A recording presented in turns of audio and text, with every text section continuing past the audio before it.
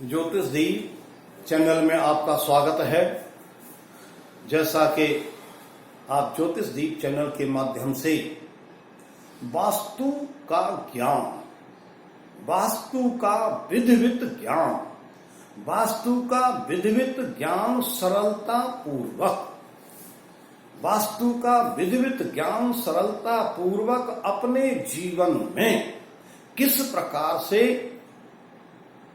प्रयोगात्मक रूप में किया जा सकता है और उससे सांसारिक प्राणियों को किस प्रकार से लाभ प्रदान किया जा सकता है, वह ज्ञान जो सबका कल्याण करता है, उसे आज मैं बहुत ही आधारशिला के रूप में आपके सामने प्रस्तुत कर रहा हूं। हमारे इस वास्तु के ज्ञान के लिए, अर्थात किसी भी कार्य के करने के लिए हम आदिकाल से हमारी ऋषि मुनियों ने एक मुहूर्त की स्थापना की, गणना की। मुहूर्त किसे कहते हैं कि जब कोई सांसारिक व्यक्ति अपने जीवन काल के दैनिक कार्य या स्थिर लंबे कार्यों को निर्विघ्न रूप से करता है तो वो शुभ मुहूर्त कहलाता है। इसलिए हमारे ऋषि मुनियों ने इस प्रकार की परिकल्पना की कि सांसारिक प्राणी अपने अनेक जीवन के दैनिक कार्यों को यदि शुभ समय में, शुभ मुहूर्त में करेंगे तो उनको विशेष रूप से लाभ प्राप्त होगा। अर्थात उनके कार्य जो हैं बहुत ही आसानी पूर्वक और निर्विघ्न पूर्वक कम समय में संपन्न हो जाएंगे। इस मान्यता को लेते हुए मैं आज कुछ मुहूर्तों के विषय में आपको अवगत कराना चाहता हूं, ज्ञान देना चाहता हूं। आप उसे ध्यान से सुने, समझें और इसी भाव के साथ में ज्योतिषदीप चैनल को सब्सक्राइब करते हुए, इस वीडियो को लाइक करते हुए इस ज्ञान की प्राप्ति करें जो आपके लिए लाभकारी होगा। इस में जैसा आप देखते हैं कि हमारे ऋषि मुनियों ने अहोरात्रि, अहोरात्रि कहते हैं दिन और रात, दिन रात अर्थात 12 लगभग 12 घंटे का दिन और लगभग 12 घंटे की रात्रि, 12 और 12 मिलकर के 24 घंटे की जो दिन और रात होता है उसे अहोरात्रि बोला जाता है। इस अहोरात्र में 30 मुहूर्त हमारे विद्वानों ने बनाई, 30 मुहूर्तों की परिकल्पना की, जिनका हम प्रयोग अपने जीवन काल में करते हैं। शुभ कार्यों को पूरा करने के लिए इन मुहूर्तों का उपयोग करते हैं जो प्रत्येक जातक के लिए शुभ लाभदायक होता है। इन 30 मुहूर्तों में से 15 मुहूर्त हमारे दिन में होते हैं और 15 मुहूर्त हमारे रात्रि काल में होते हैं। यदि इन तीनों 15 मुहूर्तों में से जो शुभ ग्रह, शुभ हमारे मुहूर्त हैं, उन शुभ मुहूर्तों में यदि हम कोई भी वास्तु का कार्य, वास्तु की स्थापना, वास्तु संबंधी आवास बनाना, वास्तु संबंधी वास्तु हेतु मकान आवास हेतु भूमि क्रय करना, अर्थात भूमि के विभिन्न कार्यों को संपन्न करने के लिए हम वास्तु के इन मुहूर्तों का उपयोग करते हैं जो शुभ लाभदायक होते हैं। इन मुहूर्तों में एक मुहूर्त यदि आप गणना करें तो एक मुहूर्त जो 30 मुहूर्त हैं 24 घंटे में 30 मुहूर्त, तो एक मुहूर्त 1.25 घंटे का हुआ। ये गणितीय व्याख्या है। एक मुहूर्त 1.25 घंटे का होता है और यह एक मुहूर्त जो है हमारा उस कार्य को पूरा कराने वाला होता है। लेकिन भौतिक रूप से देखते हैं कि 1.25 घंटे में हमारे कोई भी कार्य संपन्न नहीं हो पाते हैं। उनके लिए, क्योंकि हमारे शास्त्रों का, वैदिक शास्त्रों का तथा वैदिक ऋषियों का कथन है कि हम कोई भी शुभ काम करते हैं तो उसकी शुभारंभ करने से पहले हम पंचोपचार पूजा, दशोपचार पूजा या षोडशोपचार पूजा करते हैं और फिर उस कार्य को श्री गणेश करते हैं। उस कार्य के लिए हमको समय की आवश्यकता अधिक होती है। इसलिए हमारे ऋषि मुनियों ने इस एक मुहूर्त की बजाय 3 मुहूर्त की परिकल्पना की और वो 3 मुहूर्त में कार्य संपन्न आराम पूर्वक हो जाता है। ये 3 मुहूर्त प्रातःकाल सूर्योदय से के बाद का जो समय होता है प्रातःकाल कहलाता है। फिर इस 3 मुहूर्त बाद जो प्रातःकाल का मुहूर्त होता है वो बहुत ही शुभ और लाभकारी होता है। इस प्रातःकाल के मुहूर्त के बाद में फिर 3 मुहूर्त पर्यंत हमारा आता है संगम काल।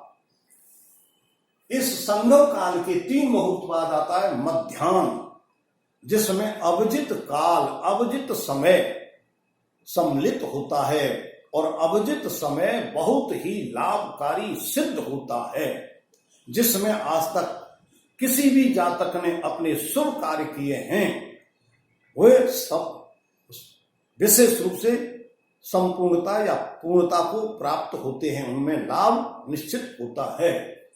इस मध्याह्न के बाद में फिर 3 मुहूर्त बाद अपराह्न काल, अपराह्न 12 बजे के बाद का जो समय होता है अपराह्न काल होता है। और इस अपराह्न के फिर 3 मुहूर्त बाद जो है सायंकाल, सायंकाल का समय होता है, जिसमें संधि बेला आती है और इस में ही प्रदोष काल आता है और प्रदोष काल में किए हुए कार्य विशेष रूप से लाभकारी सिद्ध होते हैं। इसके बाद ये सूर्योदय से लेकर के 3 घटी, सूर्योदय से 3 घटी और सूर्य अस्त से 3 घटी का जो समय होता है वो संध्या कहलाता है। ये संध्या भी हमारे ऋषि मुनि इसी नाम के ऊपर त्रिकाल संध्या, प्रातःकाल संध्या, मध्याह्न संध्या और रात्रि काल संध्या, त्रिकाल संध्या करते थे, जो उनके लिए बहुत ही विशेष रूप से लाभकारी सिद्ध होती थी और तपस्या को फलीभूत करने वाली होती थी। सूर्यास्त से 3 मुहूर्त पर बाद प्रदोष काल जो सबसे शुभ श्रेष्ठ होता है। इसी प्रकार से अर्धरात्रि के मध्य में 3 घटी का जो समय होता है वो महानिशा काल होता है। महानिशा काल जन्माष्टमी, शिवरात्रि, इस महानिशा काल में कोई भी कार्य किया जाता है वह अपने को पूर्णता को प्राप्त निश्चित रूप से होता है। जितने भी तंत्र मंत्र यांत्रिकी या तांत्रिक होते हैं इसी निशा काल में अनेक प्रकार की सिद्धियां अल्प समय में ही प्राप्त कर लेते हैं तथा लक्ष्मी प्राप्त करने वाले इसी महानिशा काल में लक्ष्मी की सिद्धि कर लेते हैं और अनेक प्रकार से लक्ष्मी का उपभोग और लाभ प्राप्त करते हैं। इसके बाद में जो 55वीं 55वीं घटी होती है प्रातःकाल, वह उषा काल होती है। उषा काल भी सबसे शुभ और श्रेष्ठ समय होता है। 57वीं जो घटी होती है वो अरुणोदय समय होता है, अर्थात सूर्य भगवान उस समय निकल रहे हुए होते हैं और अरुणोदय समय भी सबसे ज्यादा शुभ और लाभकारी होता है। इसके पश्चात सूर्योदय काल होता है जो बहुत ही शुभ लाभकारी होता है। इसी प्रकार से हमारी रात्रि के भी 15 मुहूर्तों के नाम हैं। पहला है शिव, जो सबका कल्याण करता है। दूसरा है अजैकपाद। अजैकपाद हमारे जीव जंतुओं में जानवरों का कल्याण करते हैं। तीसरा है अहिर्भुग्न, ये अनेक प्रकार की जो है अशांतियों को नष्ट करता है। चौथा है हमारा पूषा। पांचवा है दस्म। छठवां है यम। यम जो बहुत ही अशुभकारी होता है। सातवां अग्नि। अग्नि जो है यदि अग्नि का सदुपयोग उसकी उचित मात्रा में किया जाता है तो विशेष रूप से लाभकारी सिद्ध होता है, और यदि अग्नि का प्रयोग उसकी मात्रा से अधिक में किया जाता है तो भस्म करने का काम करती है। इसके बाद में ब्रह्मा। ब्रह्मा मुहूर्त ब्रह्म मुहूर्त बहुत ही शुभ लाभकारी होता है। इसके बाद में चंद्रमा। चंद्र जो है वो भी शुभ मुहूर्त है, अच्छा मुहूर्त है। अहित ये अशुभ मुहूर्त है, इसमें शुभ कार्य नहीं किया जाता। इसके बाद में है जीव। संसार में अनेक प्रकार के जीव हैं जिनकी उत्पत्ति उत्तरोत्तर लगातार होती जा रही है, इसलिए जीवों के लिए सदैव लाभकारी सिद्ध होता है। फिर 12वां है विष्णु। विष्णु इस संसार में, इस पूरे भूमंडल में सबके पालक हैं, सबका पालन पोषण करने वाले होते हैं, इसलिए ये मुहूर्त भी शुभ श्रेष्ठ होता है। फिर 13वां है अर्क। ये मुहूर्त अच्छा नहीं होता, तंत्र विद्या में काम आने वाला होता है। इसी प्रकार से त्वष्टा। तुष्टा भी शुभ मुहूर्त नहीं है, ये भी हमारे तंत्र विद्या में काम आता है। इसके बाद में आखिरी है मरुत। ये सामान्य मुहूर्त है। इस प्रकार से ये हमारे रात्रि के 15 मुहूर्त हैं, और इसी प्रकार से दिन के भी 15 मुहूर्त हैं। उन दिन के 15 मुहूर्तों में पहला है गिरीश, जो सामान्य मुहूर्त है। दूसरा है भुजंग, ये अशुभ मुहूर्त है। तीसरा है मित्र, ये शुभ लाभदायक मुहूर्त है। चौथा है पितृ, ये सामान्य मुहूर्त है, पितरों की शांति करने के लिए सबसे श्रेष्ठ है। वसु, ये भी अशुभ मुहूर्त है। छठवां है अंबु, ये सामान्य मुहूर्त है। सातवें है विश्वे, ये कल्याणकारी मुहूर्त है। आठवां है अभिजित, जो सबसे ज्यादा शुभ और श्रेष्ठ और कार्यों को पूरा कराने वाला होता है। 9वां है इंद्र। इंद्र भगवान देवताओं के स्वामी हैं और राजा हैं, और पृथ्वी पर वर्षा करते हैं, अनेक प्रकार का कल्याण करने वाले हैं, इसलिए ये इंद्र मुहूर्त भी शुभ श्रेष्ठ है। 10वां है विधाता, संसार की सृष्टि करने वाला रचयिता विधाता है, तो ये शुभ अच्छा है। 11वां है इंद्रागन।